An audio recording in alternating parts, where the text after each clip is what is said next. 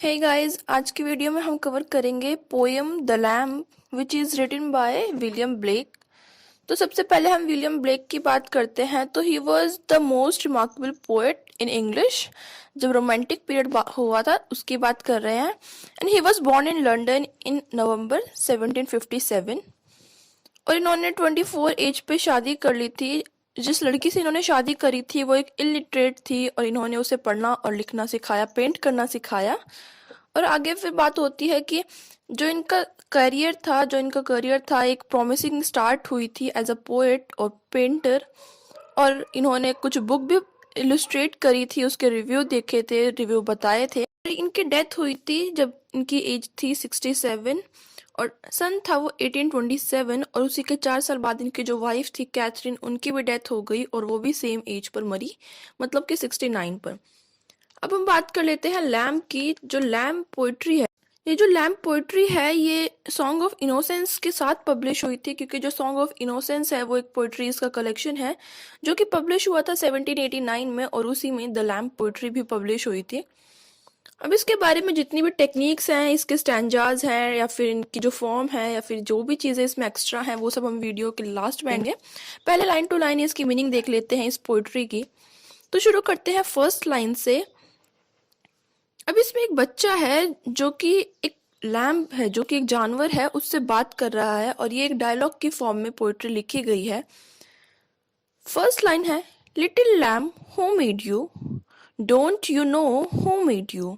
अब ये छोटा सा बच्चा है, वो इतना ज़्यादा इनोसेंट है क्योंकि सॉन्ग ऑफ इनोसेंस से पब्लिश हुई थी। वो एक जानवर को देखता है जिसका नाम है लैम्प, और वो उससे पूछता है कि तुम्हें किसने बनाया है।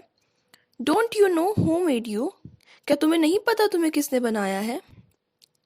Give you life and bid you feet. अब जो बच्चा है वो इतना ज़्यादा इनोसेंट है, क्यूट सा है, वो आगे अपनी चीज़ को कवर करता है और बोलता है। वो दोबारा से बार बार एक ही क्वेश्चन पूछता है और वो कहता है कि उसे किसने क्रिएट किया है, जो लैम्प है उसे किसने क्रिएट किया है।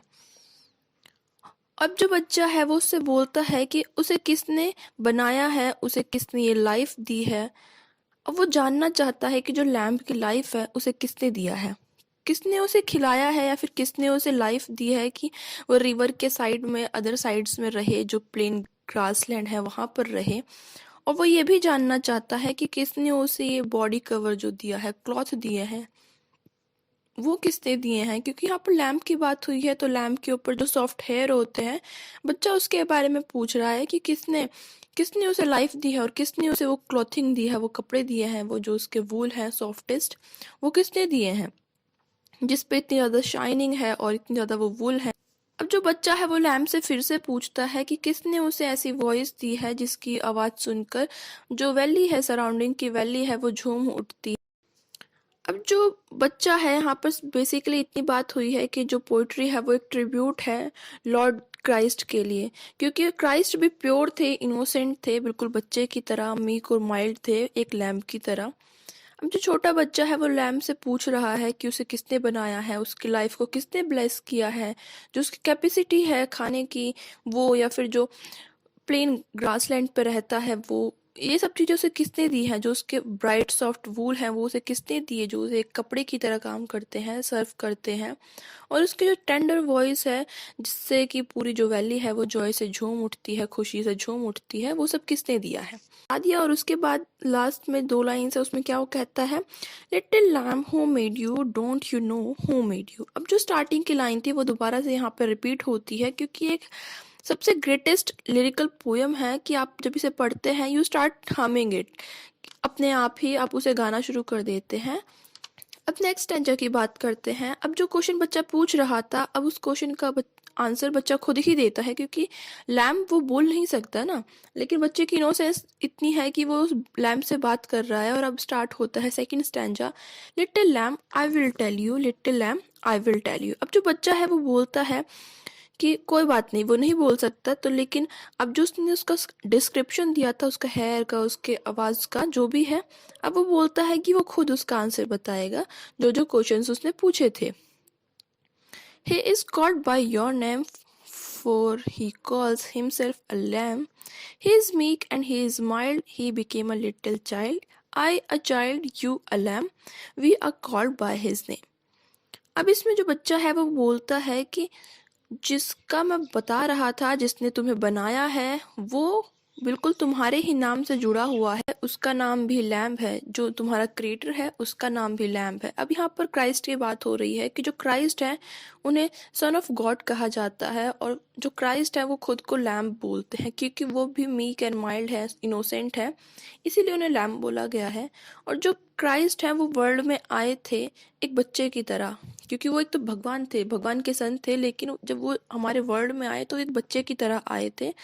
तो ये कहता है कि अब वो एक बच्चे की तरह आए थे और वो मीक और माइल्ड भी थे और वो खुद को लैम्ब बोलते थे, तो जिसकी वजह से जो क्राइस्ट हैं वो लिंक करते हैं लैम्ब से भी, चाइल्ड से भी।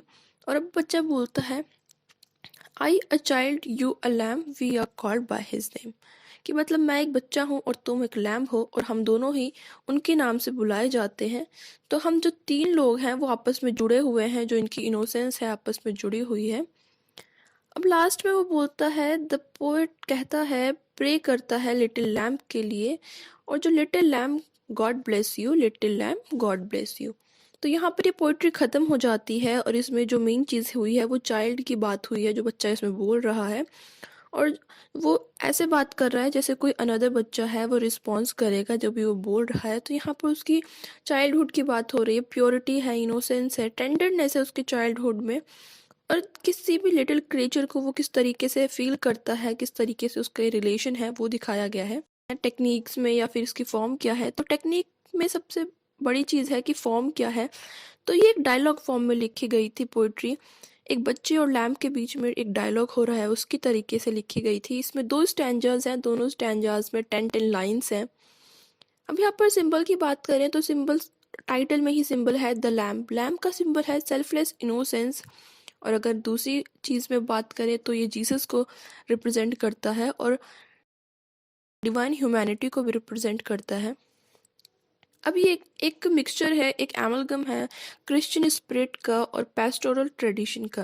क्रिश्चियन स्पिरिट इसलिए क्योंकि इसमें जीसस का मेंशन किया गया है, और पास्टोरल इसलिए क्योंकि ये एक पास्टोरल होता है पशुचारी जो होते हैं, इसका डिक्शनरी मीनिंग है। ये होता है लिरिक जिसे आप गा सकें, क्योंकि इसकी जो राइम्स है वो ऐसी हैं कि आप उन्हें कभी भी गा सकते हैं। अब ये रिटोरिकल फॉर्म में रखा गया है, रिटोरिकल डायलॉग्स रखे गए हैं, और पास्टोरल पोएम है जो इनकी मैक्सिमम जितनी भी पोइट्रीज हैं इनोसेंस में या फिर एक्सपीरियंस में, उसमें पास्टोरल जो है वर्ड यूज़ किया गया है वो एक सिंबल है इनोसेंस और जॉय के लिए, प्योरिटी के लिए, कि कोई भी कैसे प्योर है, जो बच्चा है चाहे वो प्योर है या फिर जो उसकी इनोसेंस है वो। और इसी के साथ ये पोइट्री खत्म होती है। And I really hope that you like the video, and if you like the video then make sure that you hit the like button and do subscribe my channel. Thank you.